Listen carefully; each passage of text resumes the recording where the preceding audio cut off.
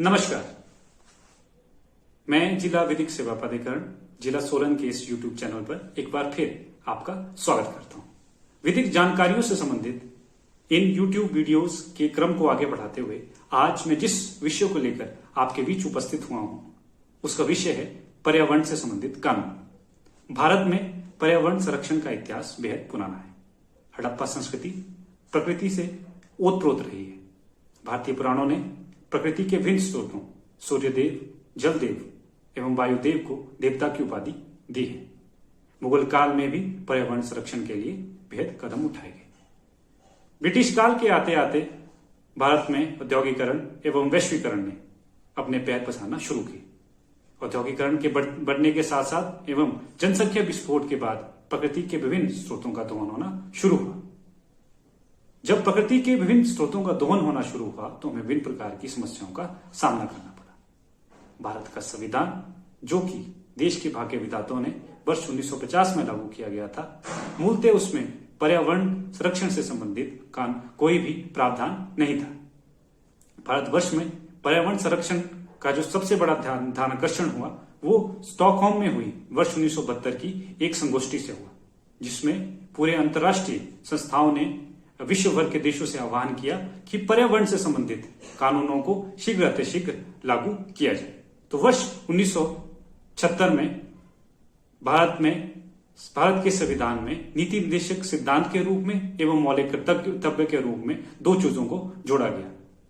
विधान पालिका को भारतीय संविधान ने ये नीति निर्देशक सिद्धांत दिए कि भारत में पर्यावरण संरक्षण के संबंधित कानूनों को शीघ्र लागू किया जाए, जबकि मौलिक कर्तव्य के रूप में भारत के हर एक नागरिक पे ये जिम्मेदारी डाली गई कि पर्यावरण संरक्षण से संबंधित वो जितने भी कदम उठा सके वो उसकी एक मौलिक कर्तव्य बनता है।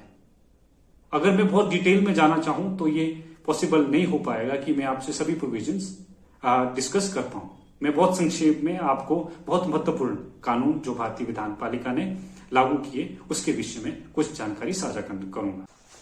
जैसा कि आपको विदित है कि वर्ष 1984 में भोपाल में एक भीषण गैस त्रासदी हुई। इसमें हमें जान माल का काफी नुकसान हुआ। इसके बाद भारत सरकार को लगा कि पर्यावरण संरक्षण से संबंधित एक अधिनियम पास होना चाहिए। तो वर्ष 1986 वो वर्ष था जब भारत सरकार ने भारतीय संसद में पर्यावरण संरक्षण अधिनियम 1986 को पास किया। इस पर्यावरण संरक्षण अधिनियम 1986 का मेन उद्देश्य यह था कि केंद्र स्तर पर एवं राज्य स्तर पर कुछ एक ऐसी रेगुलेटरी अथॉरिटीज का निर्माण किया जाए जो कि पर्यावरण संरक्षण से संबंध रखने वाले विभिन्न प्रावधानों को रेगुलेट कर सके। दूसरा उद्देश्य इस अधिनियम का यह था कि केंद्र एवं राज्य स्तर पर बनी विभिन्न अथॉरिटियों के बीच में एक सामंजस्य भी स्थापित कर सके, ताकि पर्यावरण संरक्षण से संबंधित जो भारत सरकार का मेन फोकस था वो कहीं डेविएट ना हो जाए। मेन उद्देश्य जो पर्यावरण संरक्षण अधिनियम 1986 में था वो ये था कि पर्यावरण संबंधित या औद्योगिक गतिविधियों से जो नुकसान पर्यावरण को हो सकता है उसमें किसी भी तरह की लापरवाही को दंडात्मक प्रावधान के रूप में उल्लेखित किया गया। सेक्शन 7 में किसी भी आदमी की लापरवाही, मेरा कहने का मतलब यह है कि औद्योगिक घराने जो भी एक ऐसी एक्टिविटी का संचालन अपने औद्योगिक क्षेत्र में कर रहे हैं जिससे पर्यावरण को किसी भी तरह का नुकसान हो सकता है, उस केस में उस औद्योगिक घराने को या उस व्यक्ति को एग्जेम्पलरी डैमेजेस देने पड़ सकते हैं। सेक्शन 8 पर्यावरण संरक्षण अधिनियम में किसी भी व्यक्ति को जो कि हजार्डस सब्सटेंस को डील कर रहा है, अगर किसी भी तरह की लापरवाही करता पाया जाता है तो उसको जेल की कारावास भी हो सकती है और उसे उचित फाइन भी देना पड़ सकता है। पर्यावरण संरक्षण अधिनियम 1986 के साथ साथ भारतीय संसद में वायु प्रदूषण को कंट्रोल करने के लिए एवं जल प्रदूषण को कंट्रोल करने के लिए वर्ष 1981 एवं वर्ष 1974 में कानून पास हुए थे। इन कानूनों में भी विभिन्न तरह की अथॉरिटियों का उल्लेख है और विभिन्न तरह के प्रावधान है कि किन किन स्थितियों में औद्योगिक घराने या किसी भी तरह की जो भी गतिविधियां वायु प्रदूषण कर सके या जल प्रदूषण कर सके, उनको किस तरह से रेगुलेट किया जा सकता है। ये तो बात रही पर्यावरण, वायु प्रदूषण एवं जल प्रदूषण से संबंधित। हम जब पर्यावरण की बात करते हैं तो कहीं ना कहीं हमें बात करनी पड़ती है पारिस्थितिक तंत्र की, जिसे हम इकोलॉजिकल सिस्टम कहते हैं, जिसे हम इको सिस्टम कहते हैं। इकोसिस्टम सिर्फ वायु, जल एवं पर्यावरण से संबंध नहीं रखती। कहीं ना कहीं इकोसिस्टम में वन्य जीव एवं वनों का भी अपना एक रोल होता है। वन एवं विभिन्न प्रकार के वन्य जीव फूड चेन में यानी खाद्य श्रृंखला में अपना एक पर्टिकुलर रोल प्ले करते हैं। खाद्य श्रृंखला के किसी भी स्तर पर किसी भी तरह की वनस्पति का या किसी भी तरह के वन्य जीव का लुप्त हो जाना पूरे सिस्टम को डैमेज करता है। ये बात हमें मूल रूप से या बहुत ऑर्डिनरी वे में समझ नहीं आती।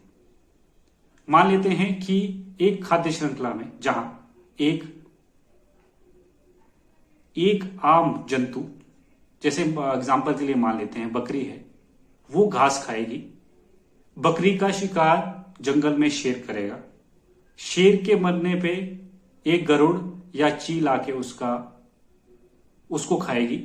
चील के मरने पे बहुत स्मॉल बैक्टीरियाज उस चील को डिकम्पोज करेंगे और इन माइक्रोबैक्टीरियाज के रेस्पिरेशन से या भिन्न तरह की बायोलॉजिकल एक्टिविटी से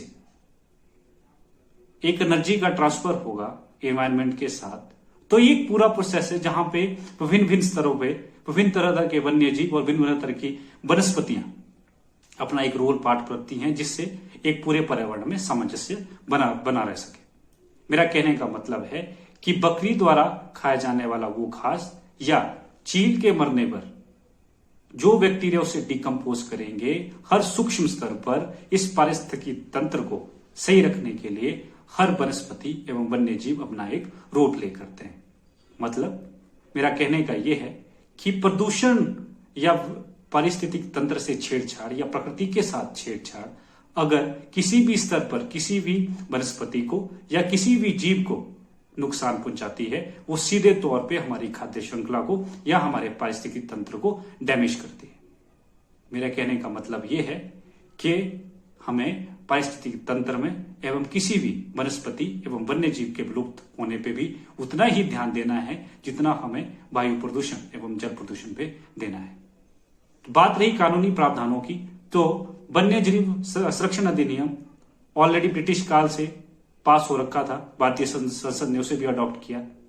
फिर वन संरक्षण अधिनियम 1927, वो भी हमारे विधान पालिका ने वैसे ही अडॉप्ट किया जैसे ब्रिटिश काल से हमारे पास उपलब्ध था। उसमें आमूलचूल परिवर्तन किए जो कि समय के साथ साथ होने चाहिए थे। जैसा कि सेक्शन 26 में वन से संबंधित कुछ एक्टिविटीज को बहुत प्रोहिबिटेड कहा गया और उन्हें पनिशेबल ऑफेंसेस भी माना गया।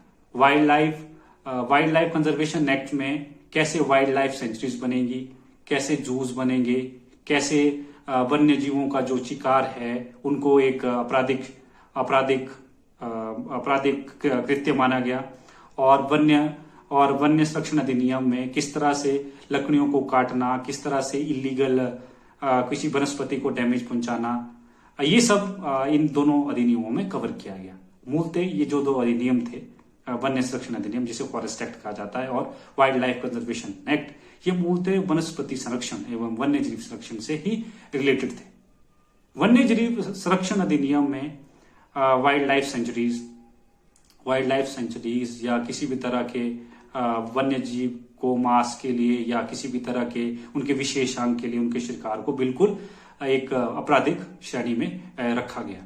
जबकि वन संरक्षण अधिनियम में wild life sanctuaries, national parks और वाइल्ड लाइफ कंजर्व्स, ये सब चीजों ये जो संस्थागत व्यवस्था है, ये इंडियन फॉरेस्ट एक्ट 1927 में कवर की गई।